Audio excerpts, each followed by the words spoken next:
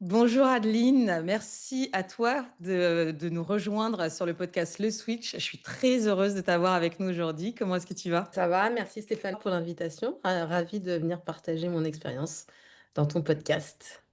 Ce que je te propose pour les gens qui ne te connaissent pas et pour qu'on voie un petit peu quel type d'entrepreneur tu es, je te propose de commencer avec ce qu'on appelle un petit icebreaker, qui est un Mhm. portrait chinois d'entrepreneur. Donc, je vais Ok. commencer la phrase. C'est une question et tu vas du tac au tac me dire ce que ça t'évoque. Donc, je Mhm. commence avec un si tu étais une valeur d'entreprise, tu serais. La résilience, Si tu étais une compétence clé, tu serais. la connexion. Si tu étais une erreur qu'il vaut mieux faire tôt, tu serais. Ah oui, ne pas s'entourer. Si tu étais un outil digital, tu serais. Un outil digital. Que serions-nous sans Canva? Best friend ever. Mais tellement. Si tu étais un moment dans la journée d'un entrepreneur, tu serais. Ah, le matin. Ok. Si tu étais un livre business, tu serais. Il n'y a pas longtemps que j'adorais, ça s'appelle Exit de Marie Houtier. Mais Ah, sinon, ouais. j'ai des séries, enfin, ou des films sur genre Netflix où je trouvais que Mais j'adorais. tellement. Mais vas-y, Ouais. alors lesquels? Alors une, Partage ça nos bons tuyaux. s'appelle ouais, ouais, ça s'appelle Self-Made, une femme noire qui a lancé des produits pour les cheveux de femmes africaines. Tout Et à en fait, fait. tu vois tout l'entrepreneuriat de je démarre à démarcher en one-to-one, à j'ai monté ma grosse entreprise en passant comment elle a fait pour avoir du branding, du storytelling, etc. Moi, je suis hyper fan. C'est Et pas aussi, Gwen. Elle non, s'appelle Gwen, elle c'est a monté Naturalicious. C'est une histoire vraie, non? non, Elle non, avait ouais, ouais, commencé dans c'est une sa histoire vraie, cuisine. ça s'appelle Self-Made, c'est avec Octavia, je ne sais plus son nom de famille, une Ok. américaine, j'adore cette actrice. Et une autre série que j'avais bien aimée, ça s'appelle Girl Boss aussi. Une Ah jeune oui, fille Girl Boss, oui, il y a le livre ouais, aussi. qui monte son entreprise dans les fringues. Et que je me rappelle plus le nom, un film qui parlait de celui qui avait fait les franchises McDonald's. Oui, Ouais, absolument, absolument. Et je me souviens j'ai plus, plus mais le il nom en était tête. Ouais, excellent. Mais tu as excellent. aussi le film qui explique Tetris. Je sais pas si tu l'as vu, Non, je l'ai pas vu celui-là. qui est Non, excellent. Et non. et un autre, c'était WeWork avec Ah oui, oui, Work, Diane je Hathaway. l'ai vu, oui, oui, oui, Énorme. oui. C'est le We Et non, ouais, Crashed. ouais, c'est Je crois que ça. c'est ça, ou Oui, Crushed. oui, oui, oui, ouais, en effet. We Et en effet, Crashed, ouais, c'est ça. Très drôle. excellent. Et en effet, il est très, très bon. Et... Digression énorme. J'ai même pas fini le portrait Exactement, chinois. On est pardon. déjà en train de partir en live. Donc, si tu étais un slogan, tu serais. Un slogan, je te dirais peut-être plus mon mantra qui c'est j'ai rien à perdre. Sounds good. Eh bien, écoute, enchantée, Adeline. Maintenant que nous savons qui tu es. Et moi, ce que je trouve intéressant dans ton profil et dans ton approche entrepreneuriale, c'est que, en effet, tu rencontres beaucoup d'entrepreneuses. Est-ce qu'on dit entrepreneuse ou entrepreneureux? Alors moi, je dis entrepreneureux parce que j'ai l'impression qu'entrepreneuse, des fois, ça avait une autre connotation, tu On sais. est d'accord, hein. Et Ouais. donc, c'est pour ça que j'ai fait ça. Maintenant, je ne suis pas sûre que ce soit dans le dictionnaire français entrepreneur RE, mais bon, voilà, moi, je le prends comme ça. Bon, bah, du coup, c'est un peu moi, je suis assez d'accord avec le entrepreneureux, donc on va parler de ces entrepreneurs Ouais. qui s'expatrient, enfin, en tout cas, se lancent en étant en expatriation. Et donc, moi, la première question que j'avais à te poser, c'est quand on s'expatrie, on laisse souvent derrière soi un cadre professionnel établi. Et toi, comment est-ce que tu as vécu cette bascule? Puisque tu sais que le podcast s'appelle Le Switch. Donc, tu as Ouais. ce moment où les choses changent. Toi, comment tu l'as vécu? Doucement, mais sûrement. C'est-à-dire, pour ceux qui ne me connaissent pas, avant, j'étais restauratrice de tableau, donc aucun rapport avec ce que je fais maintenant. Et quand je me suis expatriée en 2015, la première expatriation, c'était aux Pays-Bas. Et j'ai pas voulu lâcher, j'ai pas voulu switcher tout de suite en lâchant mon atelier de restauration de tableau, parce que je me suis dit, si on part, mais que je n'aime pas la vie aux Pays-Bas, parce que toute personne qui part a des clichés sur son futur pays d'expatriation. Et je me suis dit, ouais, c'est bon, quoi. Ça se trouve, on va pas aimer. Il était hors de question que je lâche ce que j'avais créé. Voilà, j'avais un atelier depuis 10 ans. Donc, tous les 15 jours, je faisais des allers-retours pour mon atelier. Parce que j'avais des clients, j'avais des élèves, etc.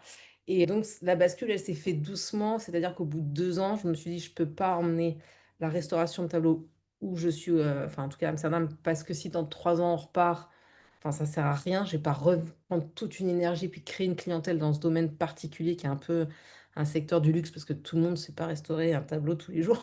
Voilà, c'est là où j'ai commencé à un peu à basculer en me disant il faut que je trouve un projet nomade que je puisse emmener partout où je vais sans que ça soit tu vois, de perte de contact, perte d'énergie, tout reconstruire à chaque fois, c'est tellement difficile que voilà, il a fallu que ça se fasse ça. Mais donc ça a pris un petit peu de temps. J'ai commencé à y réfléchir au bout de la deuxième année d'expatriation et à partir de la troisième année, c'est là où j'ai vraiment switché et j'ai lancé ce que j'ai fait maintenant, ce que je fais C'est ça, maintenant. donc ça a pris quand même bah, les fameuses Ouais. 3 premières années. Donc ça, c'est assez intéressant. Et la raison pour laquelle c'est d'autant plus intéressant, c'est que tu vois, tu as réussi donc à transformer cette expatriation en expérience entrepreneuriale, en opportunité Ouais. entrepreneuriale. Est-ce que tu considères que tu étais déjà un peu entrepreneur en fait en partant? Parce que sur la restauration, et que, vu que tu avais des Ah oui, clients, j'ai toujours tu été étais déjà entrepreneur. indépendante. Ouais, ouais, parce qu'en fait, déjà, je me voyais pas du tout, mais c'était pas du tout la même génération, tu vois, mais mes parents faisaient beaucoup de métro, boulot, dodo. Et moi, c'était pas du tout ce que je voulais. Donc j'ai eu la chance qu'il m'ait soutenue dans mon choix de carrière, on va dire, quand j'ai fait la restauration de tableau, parce que enfin, voilà, hein, l'artisanat d'art, c'est pas commun, tu peux pas. Enfin voilà, ça prend du temps encore une fois pour se faire sa clientèle, faut être connu. Enfin Et puis on subit les hauts et les bas, enfin de plein de choses. Donc voilà quoi, ça a pris du temps. Et pardon, j'ai oublié ta question. Non, c'est est-ce que tu l'as vu comme une opportunité? Et Ah en oui, fait, je me disais qu'en soi, vu que tu étais déjà entrepreneur, c'était est-ce qu'on peut dire une opportunité entrepreneuriale vu que tu l'étais déjà? ouais, Donc toi, tu l'as vécu ouais, comment? Tu l'as... en fait, ben, comme il était hors de question aussi pour moi de tomber dans le salariat, et puis en plus de ça, quand tu pars dans un pays, enfin, tu vois, moi j'avais, comment dire, un background professionnel, mais pas dans le salariat, donc aller dans un autre pays et dire, je suis restauratrice de tableau, déjà qu'aux Pays-Bas, ils en ont des restauratrices de tableau, donc c'était compliqué. Donc en fait, oui, j'étais déjà entrepreneur. Et ça s'est fait en effet au fur et à mesure par opportunité, bien que quand j'ai lancé The Musette, c'était pas du tout la forme que ça a maintenant, si tu veux. Ouais, c'est sûr. Bah, Ça a vraiment changé et voilà, je suis encore plus entrepreneur maintenant. justement, c'est vers là qu'on va. Quelles compétences ou qualités personnelles se sont révélées à toi et t'ont été particulièrement utiles en entreprenant à l'étranger? Alors, je dirais déjà la résilience, comme je disais au départ, parce que c'est des hauts et des bas, parce qu'en fait, tu pars d'une idée. Pour mon cas, quand j'ai lancé The Musette, c'était au départ un média qui n'a pas du tout la structure que ça a maintenant. Donc, en fait, tu passes d'une idée à. Et en plus, j'avais pas de business plan, j'avais pas du tout de vision. Je me suis dit, bon, bah, j'interroge ces femmes, on va voir ce que ça donne, est-ce que ça va plaire, etc. Et donc, oui, ça a plu. Donc tu dis, bah, c'est chouette, mais qu'est-ce que j'en fais maintenant? Parce que comment je...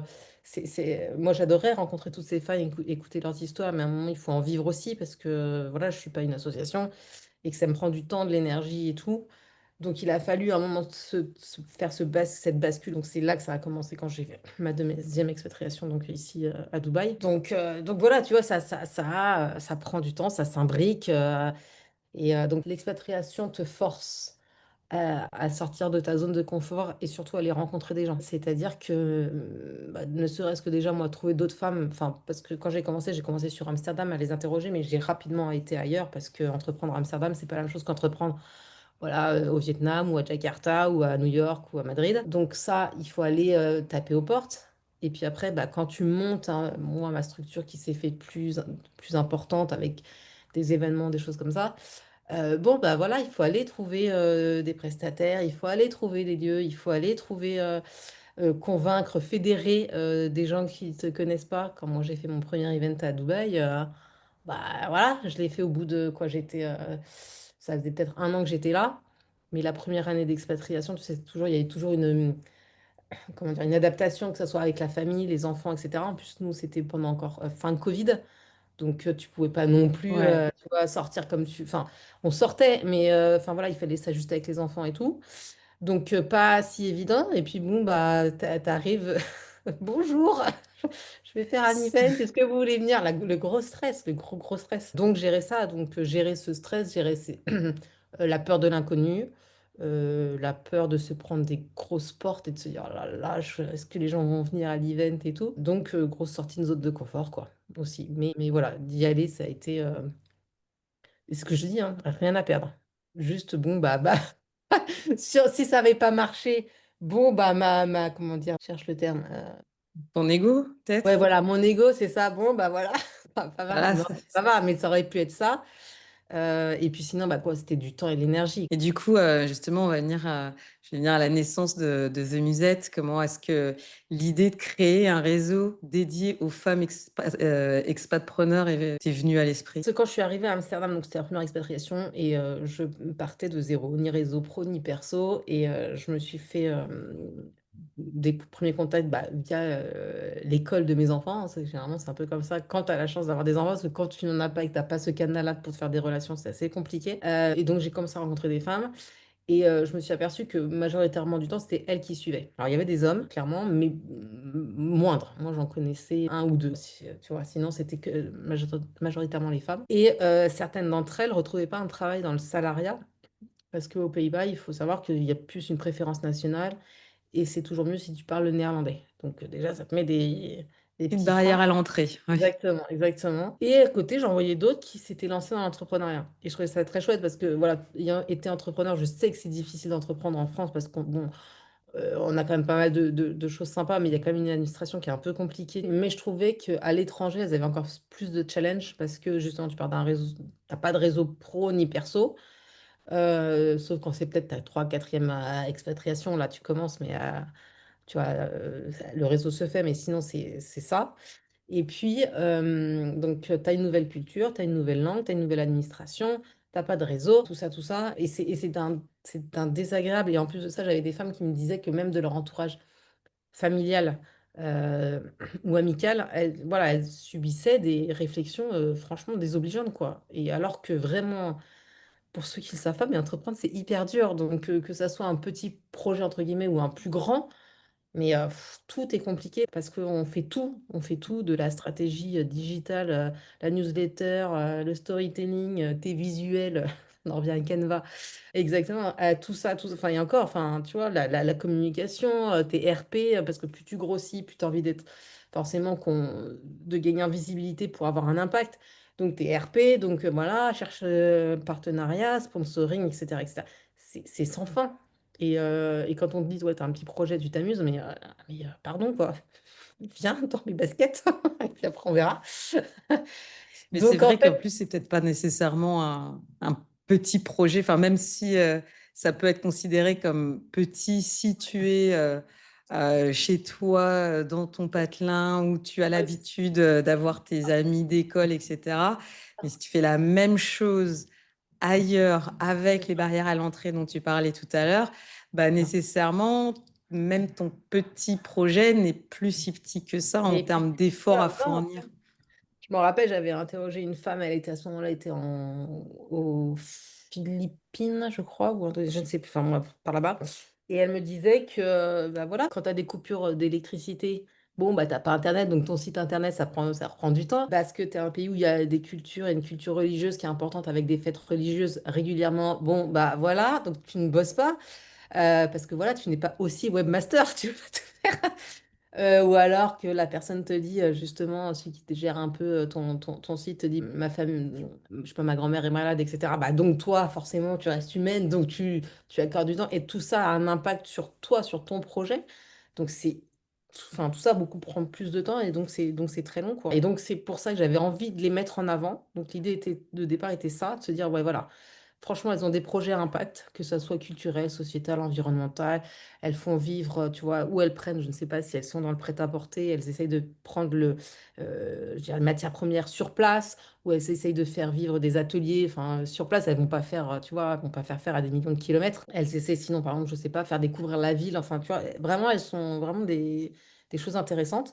Et je me dis, voilà, ça serait sympa qu'on voit ce qu'elles font, parce que je vois sur les réseaux sociaux des choses qui, moi, je trouve, n'ont pas aucun impact, et que montrer ce que machin a mangé à midi, bon, si tu veux, on s'en fout, ça fait pas avancer la cause, quoi. Donc, si on pouvait un peu mettre la lumière sur toutes ces femmes qui ont des projets hyper intéressants et de parcours. Donc, l'idée, elle est partie comme ça. Donc, plus un média, tu vois, au départ, en disant, bah, je vais interroger ces femmes, et justement les mettre en lumière et voir si ça intéresse et inspirer d'autres, parce que c'est aussi partie d'une réflexion que j'avais eue avec une jeune maman à l'époque, où je lui ai demandé ce qu'elle faisait. Elle m'avait dit, à part m'occuper de mon fils, faire le sport et le ménage, pas grand-chose. Donc voilà, tu vois, tu la sentais pas hyper épanouie, elle était quand même plus jeune que moi, franchement, elle avait à 25 ans à peine, je pense. Et tu dis, ah ouais, donc à cet âge-là, tu as suivi, donc je sais, hein, c'est compliqué, mais tu t'emmerdes déjà. Donc voilà, cette récolte de témoignages répondait à cette femme en disant, bah voilà, tu vois, elle a fait ça là, elle a fait ça là, elle a fait ça là, pourquoi pas toi, essaie de t'inspirer, de faire quelque chose. Donc c'est parti comme ça, et ça a beaucoup évolué depuis. Oui, complètement, mais je trouve que c'est toujours intéressant de connaître et de comprendre la genèse, parce que c'est un peu Mm, de là que vient ta vision. Et mm, moi, ce que je note dans les points que tu partages et qui peuvent être super intéressants pour ceux qui nous écoutent, c'est, tu sais, ces sujets un petit peu tendance du digital nomadisme, ouais. si on en parle clairement, le fait que ce soit pas si évident que ça, parce que c'est aussi ça que tu soulèves. Donc, Ouais, ouais, essayer d'y réfléchir un peu avant et de le préparer. Je mm, trouve aussi que dans ce que tu mentionnes, on sous-estime cette couche de la population, entre guillemets, alors que, mm, comme tu le dis, il y a des parcours. C'est pour ça que je comprends le fait que tu sois partie d'un média et qu'en fait, c'est ça qui se passe aussi par rapport potentiellement à la condescendance ou aux préjugés qu'on a des femmes d'expat, de celles qui mm, suivent, etc. Des conjointes, du coup, qui accompagnent leur mari ou leur conjoint, dépendant des pays, etc., etc., ou des situations. mm. Mais au final, ce qui est aussi important de dire, c'est que en réalité, déjà, les profils ont aussi changé. Ouais, Je ouais, ouais, pense mais par rapport à ce que, parce que là, quand tu parles justement des parcours et du fait qu'elles avaient une vie bien sûr, salariale avant, bien c'est sûr, quand on regarde sur les différentes expats, selon les générations, c'est pas bien non sûr. plus les mêmes Pas du tout. expatriations. Non, non, non, non, il y en a plein. Moi, j'en ai plein. Enfin, là, j'avais une femme, par exemple, elle est à Jakarta, elle a un profil finance hyper intéressant. Et ben, elle peut pas bosser à Jakarta parce qu'il faut un visa. Ou alors, bon, tu peux en avoir un, mais c'est hyper compliqué. Enfin, bon, voilà. Bref, elle était, elle est gastro-entérologue, il me semble. Tu vois. Et quand tu suis, c'est compliqué. Voilà, parce que tous les pays ne reconnaissent pas, enfin, les diplômes français. Donc, bah, elle se reforme pour pouvoir, enfin, voilà. Donc, tu vois, j'en ai une ici qui est orthoptiste. Et ici, enfin, voilà, il faut une équivalence. Donc, tu repères, entre guillemets, 1 à 2 ans de formation pour, voilà. Mais après, tu vas repartir. Enfin, et en fait, on se rend pas compte. Et à un moment, j'avais fait un post parce que tu parlais de sous-représenté, enfin, dans le sens, j'avais fait un post en disant, j'essaie de chercher des chiffres, tu vois, sur ces femmes expats Mhm. preneurs, euh, Mhm. mais tu as zéro chiffre. On sait, il y a une grosse majorité, c'est 80% de femmes qui suivent, mais t'as pas d'autres chiffres en fait. Voilà, quel est le pourcentage de femmes qui ont monté telle boîte, quel nombre de pourcentage de femmes qui ont monté telle boîte et qui ont fait une levée de fonds en étant quasiment rien. Tout Donc on à n'est fait. vraiment pas du tout reconnu, pas du tout visible, peu considéré, alors que Mhm. vraiment il y a un impact économique parce qu'encore une fois elles essaient de faire vivre enfin voilà localement l'économie locale quoi. Mhm. Non, mais complètement. Et je pense que c'est vraiment ce que je pense qu'il est intéressant d'entendre dans ce que tu es en train de partager, le fait que ce soit invisibilisé, que ce soit peu considéré, alors que Ouais. par ailleurs, c'est pas nécessairement, on n'est pas nécessairement dans une logique qu'on pourrait croire Mm. être celle, juste, voilà, je suis partie me poser à Bali où j'ai suivi mon mari et Non mais où, c'est ça, du coup, je me dors la c'est ça, pilule en buvant des cocktails à la piscine, quoi. c'est ça. Donc voilà, il y a il y a une grosse évolution. Et du coup, qu'est-ce Mm. qui rend ta communauté unique par rapport à d'autres réseaux d'entrepreneurs pour toi? Parce que déjà, on est alors que des femmes, il n'y a pas du tout une question de sexisme ou féminisme à fond, parce que pas du tout, je suis pas du tout comme ça. C'est juste que je suis partie de l'opportunité, enfin, et du constat que voilà, on était majoritairement des femmes. Elles sont toutes entrepreneurs ou ont envie de le devenir parce qu'à un moment, le salariat, c'est compliqué quand tu suis ton conjoint, voilà. Mais il y en a qui sont aussi expats sans avoir suivi. Donc la différence, c'est vraiment sur le fait qu'on soit expat et entrepreneur, mais il y a aussi, tu vois, des dirigeantes, par exemple, il y a des femmes qui sont dans le salariat qui viennent aux events parce qu'elles veulent voir comment ça se passe de ce côté-là de la barrière, parce que elles se disent pourquoi pas moi, parce que des fois elles peuvent apporter. Alors, je cherche le terme en français, parce que maintenant on parle franglais, tu sais, en expatriation. Les insights, les conseils de comment ça se passe en entreprise, comment nous on pourrait l'adapter à nos structures et surtout, je fais des connexions à l'international. C'est-à-dire que toutes les femmes, elles sont, voilà, localement, elles sont basées où elles sont basées. Mais ce que je trouve très chouette, c'est de pouvoir les faire se rencontrer de façon transfrontalière. Par exemple, moi, tu vois, j'avais fait une mise en relation d'une femme ici à Dubaï qui a rencontré une femme en Espagne et elles ont fait un partenariat ensemble, elles ont fait un programme, c'était sur la parentalité. Et elles ont fait quelque chose ensemble. Moi, en début d'année 2025 déjà, ouais, c'est ça, 2025, j'avais fait un sommet pour les femmes expatpreneurs où j'avais 17 experts, parce qu'en fait, ouais, enfin 17 experts qui étaient entre les États-Unis, l'Amérique du Sud, l'Europe, le Moyen-Orient. Et tu vois, on a fait tout ensemble un truc. Alors, c'était moi qui étais à l'origine du truc, mais tout ensemble, voilà, comme quoi ça marche et comme quoi il y a des choses qui sont possibles. Et je trouve que ça a tellement plus de pouvoir. Voilà, elles font des choses localement entre elles et c'est très chouette. Et enfin voilà, moi j'ai des ambassadrices aussi. Mais le but, c'est aussi de continuer à les connecter partout parce que même si tu vois, tu bouges, tu changes de pays, et bah t'as pas forcément envie de passer par les cafés accueil des villes. Bon, bah tu passes par les musettes et on te connecte tout de suite. Donc tu vois, donc je trouve ça, c'est un super pouvoir et je trouve que c'est voilà, c'est ça la différence. C'est vraiment la sororité, la bienveillance, les femmes expatpreneurs et les connexions internationales. Oui, oui, tout à fait. J'aime bien l'idée du super pouvoir. Pour le définir, au final, c'est un petit peu ça. Ouais.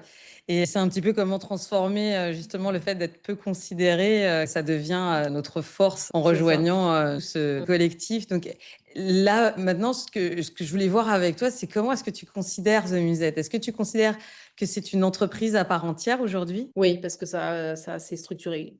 Quand je disais à Amsterdam, donc j'ai commencé en étant plutôt un média, voilà, sans faire payer quoi que ce soit et tout. Et quand Hmm. je suis à Dubaï, j'ai été à un événement de la CCI. On a tous des CCI dans nos villes. Et je suis allée présenter ce que je faisais. Et j'ai eu beaucoup de retours positifs. Et j'ai une femme qui m'a dit, écoute, j'adore ce que tu fais. Si tu veux, je peux t'aider à passer le next step. Parce que voilà, moi, je m'essoufflais. Moi, je viens pas du tout du monde. J'ai pas fait école de commerce, etc. Moi, je viens du monde de l'artisanat d'art. Donc, c'était complètement nouveau. Et c'est elle qui m'a aidé à structurer, à faire une espèce de stratégie de marque.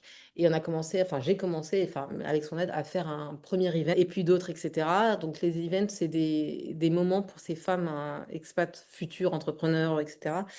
Pour leur dire, vous êtes ni maman ni épouse, vous avez un moment pour vous pour venir connecter, échanger, apprendre aussi, parce qu'il y a des speakers. Et voilà, faire des connexions business, on ne sait jamais, des synergies, voilà, des collaborations. Donc c'est ça qui a grandi, c'est ça qui a changé. Et donc forcément, c'est devenu c'est là que ça devient un business, quoi, tu vois. Parce que je voulais pas être une association, parce que j'estime que mon temps aussi, c'est de la valeur. On apporte quelque chose avec ces events, on apporte quelque chose qu'elles n'auraient pas forcément, tu vois, en restant chez elles ou en étant juste sur leur business à elles. Parce que quand tu es sur ton business, tu ne fais que ça et t'as pas forcément l'occasion d'aller rencontrer les personnes. Donc tout ça, moi, je leur apporte. Donc c'est là que c'est de se dire, bon, bah oui, on passe en entrepreneuriat, business, entreprise, parce que il y a de la valeur et que ça se monétise. Bien sûr.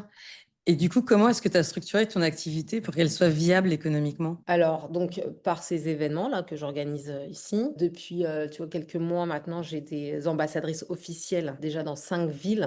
On a Hong Kong, Bangkok, Ho Chi Minh, et puis 2 en France, parce que l'impatriation fait partie de De l'expatriation aussi. l'expatriation, ouais. Voilà, donc 2 en France, une à Paris, une à Bordeaux. Donc ça, voilà, donc grâce aux événements qu'elles font, etc. Tu peux aussi, il y a aussi les memberships, parce qu'il y a des memberships pour accéder au réseau et avoir justement des priorités sur les events, sur des mises en relation justement spécifiques. Vraiment, je suis beaucoup dans le sur-mesure et dans la personnalisation. Personnalisation avec les connexions et sur mesure aussi parce que l'autre levier, c'est les accompagnements business. Parce que quand tu entreprends, comme je te disais tout à l'heure, on doit savoir tout faire. Et à un moment, c'est trop compliqué, tu as besoin d'avoir du recul, tu as besoin d'avoir quelqu'un qui est expert dans un domaine pour t'aider, parce que justement, tu as peut-être des expériences dans ta carrière d'avant dans un domaine, mais comme l'entrepreneuriat, c'est du 360. Donc voilà, tu as des accompagnements que je fais sur mesure, parce que si tu me dis, voilà, si je fais un espèce d'audit avec une entrepreneur et je me dis, bon, toi, tu as besoin de quelqu'un pour t'aider sur les réseaux sociaux et puis quelqu'un pour t'aider à vendre. Bon, bah voilà, tu vois, je lui fais un package exprès en disant, bah voilà, tu auras quelqu'un avec les réseaux sociaux rien que pour toi, avec ta problématique, parce que ta problématique, c'est pas celle de la voisine.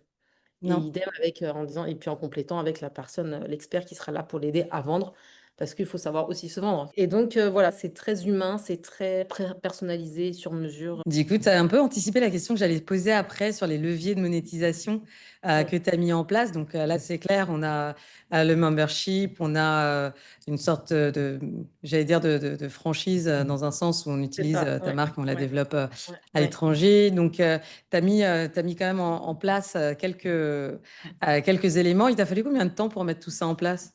Parce que là, on part de quand tu étais, l'idée. Alors, Parce que moi, ouais, j'aime alors bien en fait, voir de l'idée, l'idée à ouais, ouais, l'implémentation. alors l'idée dont on a dit, donc lancer, l'idée c'était 2017, tu vois, lancer vraiment Hmm. 2018 les musettes, mais la structure que ça a maintenant, vraiment entreprise que ça a, c'est depuis, voilà, depuis que je suis à Dubaï. Donc on va dire 4 ans. Et encore la première année, tu vois, c'est comme je te disais, comme tu t'adaptes, tu te réinstalles, Ouais. etc. Donc 4 ans. Et ça, Ouais, c'est pas du ouais. jour au lendemain, quoi. Ah Ça non, prend non, du non, temps, du ça tout, prend de du tout. l'énergie. Et ce que tu soulèves aussi, c'est le fait que c'est bien quand on s'y met à plusieurs, quoi, parce que du coup, ça Ah permet aussi bah de booster ton non, moi proposition. clairement sans les ambassadrices qui sont là parce qu'elles croient au projet, parce que ça leur parle, parce qu'elles adorent ça, etc. C'est impossible. J'avais fait des events, tu vois, j'avais un peu testé parce qu'on m'avait demandé, parce que sur les réseaux sociaux, j'avais mis que j'avais fait des events ici. Et on m'a dit, ah, c'est bien, tu voudrais pas en faire un ici, ici, ici. Donc je fais OK. Donc en fait, quelque part, on teste un peu. Donc tu vois, j'avais déjà fait, bah, j'avais fait Tokyo, Madrid, New York, Paris, Bangkok, Singapour et un autre, je ne sais plus où. Et à un moment, tu te dis, voilà, et comme ça marchait vachement bien parce que je trouvais des personnes qui m'aidaient à le faire à distance, les personnes qui étaient présentes disaient, bah, c'est quand le prochain? Ah oui, j'avais fait Londres aussi. Bah oui. Tu vois, tu dis, bah ouais, ok. Et donc à un moment, c'est plus viable de demander à des copines ou à une personne comme ça, de temps en temps. Hmm. Donc il a fallu trouver un système rémunérateur win-win pour tout le monde, que ce soit pour les participants, que ce soit pour les ambassadrices, que ce soit pour moi aussi. Donc voilà, grâce aux ambassadrices, je peux développer. Donc ça, c'est chouette. Là, le but, c'est encore de continuer d'ouvrir d'autres villes. Voilà, les accompagnements aussi business peuvent être faits parce que j'ai un réseau d'experts Mhm. qui est international aussi, ce que je dis un peu partout, dans différents domaines. Voilà, c'est ça que ça permet. Et encore une fois, tu vois, la sororité, elle se retrouve aussi entre les experts qui croient aussi au projet, qui ont envie de participer. Voilà, avec les ambassadrices, enfin, tout ça, quoi. Un cercle Bien vertueux. sûr, non, mais c'est un tout, c'est pour ça que c'est intéressant. Et ton réseau, il est né en ligne. Et comment est-ce que le digital t'a permis de connecter les femmes aux quatre coins du monde dans le sens où là, quand tu as comme tu disais, les copines, tu vois, à un moment, il y a des endroits où Ouais, t'es pas encore et où bah ouais, mais potentiellement le digital a permis. c'est ça. Bah, en fait, à force de rencontrer des femmes, bah, tu vois, et qu'elles, le projet leur parle, elles me font, attends, je vais te présenter machin, tiens, tu devrais Ouais. interroger. Et puis à un moment, tu dis à cette personne, je cherche quelqu'un là, est-ce que tu connaîtrais quelqu'un qui voudrait, etc. quoi. Ou alors à Bangkok, c'était une femme qui avait participé à un event qui avait été fait comme ça, qui avait vachement bien marché. Et cette, on va dire, ambassadrice a dû bouger. Elle m'a dit, mais attends, j'ai quelqu'un qui est hyper intéressé. Et voilà. Et tu vois, cette personne a pris, Nathalie, a pris le rôle. Et elle Mhm. adore. Et donc voilà. Donc oui, le digital, mais ça se fait en fait du digital, mais comment dire, bouche-oreille, quoi, tu vois. C'est ça, c'est pour ça que c'était intéressant de le soulever et c'est marrant parce que tu anticipes la question à chaque fois. Parce que justement, j'allais te demander quels outils, qu'est-ce que tu penses pour toi, quels outils ou formats ont été les plus efficaces pour créer le Ouais. lien malgré la distance? Bah, en effet, le bouche-oreille. Le Ouais. bouche-oreille, parce qu'on me dit, ah, on m'a parlé de toi. Puis, enfin, tu vois, il y a des fois, on m'a déjà dit, ah, mais on m'a parlé de toi, mais moi, je ne connais pas. Et pourtant, je commence à connaître du monde, tu vois. Ah bon, ouais, ouais, j'ai déjà entendu parler de toi par machin, machin. Ah, ouais, cool. Et après, en effet, tu vois, par Insta, moi, c'est beaucoup ce réseau. Enfin, il y a LinkedIn que je fais pas mal. Mais c'est surtout par Insta parce que c'est de la visibilité et les gens m'écrivent, tu vois, pas plus tard que hier, j'ai une femme qui m'a écrit de Londres en disant, ah, j'adore ce que vous faites, c'est quoi les prochains events, ta communauté, c'est quoi, etc. Tu vois. Peut-être que les deux, même qu'en digital, ça fonctionne un peu en bouche Ouais, à oreille, hein.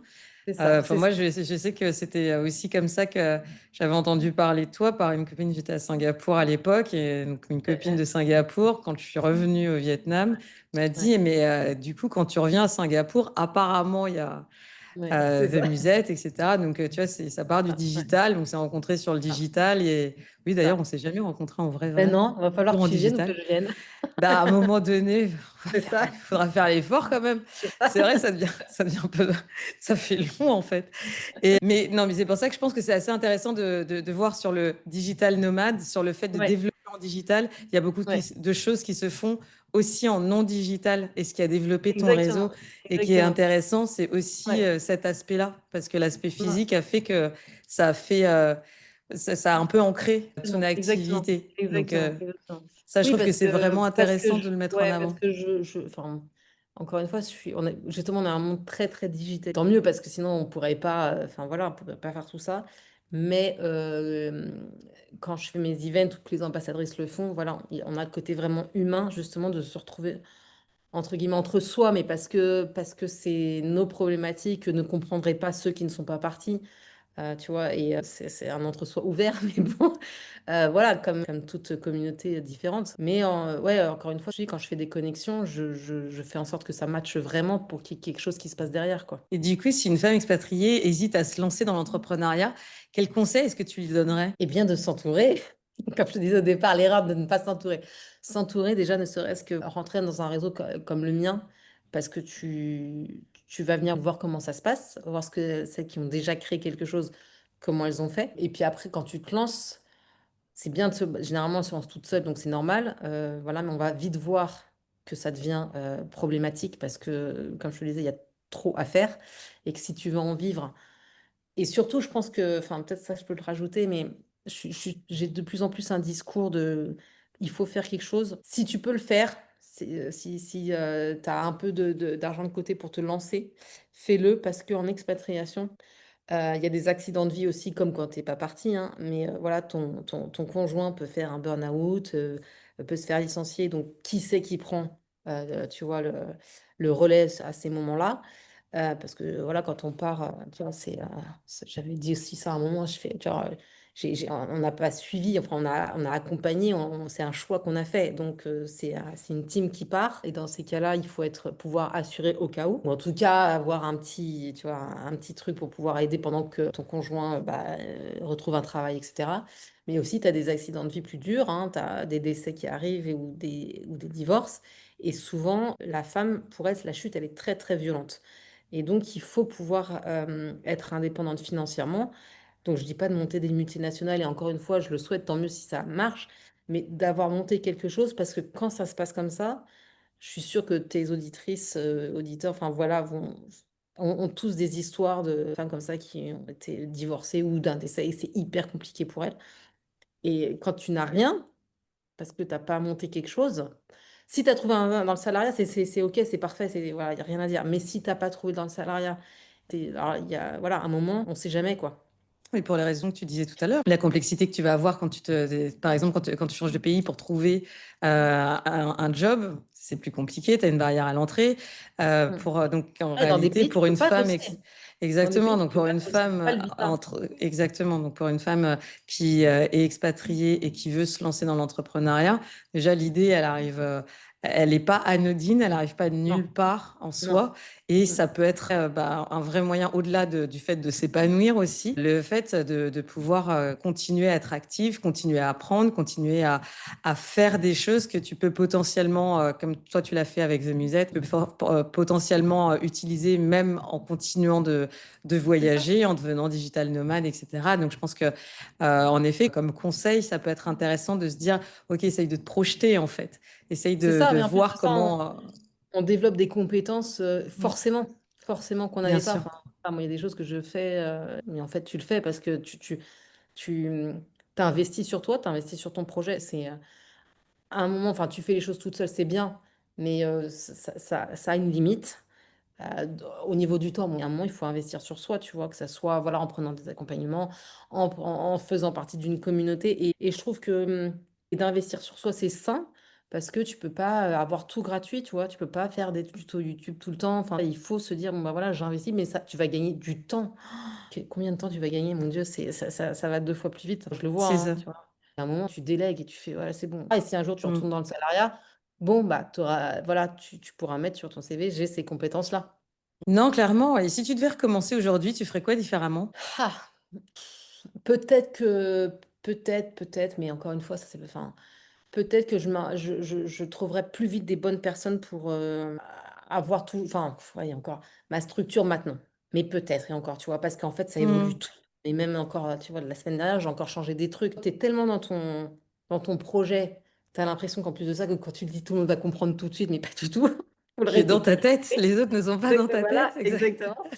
Mais tu vois, et tu fais des rencontres et les gens discutent avec toi, donc tu expliques, il fait ah ouais, mais pourquoi tu fais pas comme ça, comme ça? Et donc toi, tu prends un pas de recul, tu fais ah ouais, ok, en effet, pourquoi pas? Donc en fait, c'est tout le temps mouvant. J'aimerais bien atteindre le stade de te dire ah, c'est bon, ça roule, tu vois, mais j'ai l'impression que c'est pas tout de suite ou c'est jamais. Et c'est tout le temps. Et en même temps, je sais pas si une fois que tu es au moment où ça roule, tu te dis pas, ah, c'était quand même sympa quand c'était un peu challengeant, tu sais, tu avais C'est un peu ça, mais tu cette trouveras. petite. Il y Bah, il y aura a d'autres toujours un soucis. truc. C'est que ça veut dire que ça grossit encore et donc il y aura Ouais. d'autres problèmes. Mais en fait, tu vois, je sais pas si je referais différemment parce que ça s'est fait par les rencontres, en tout cas pour moi, par les opportunités, parce qu'on m'a demandé les choses.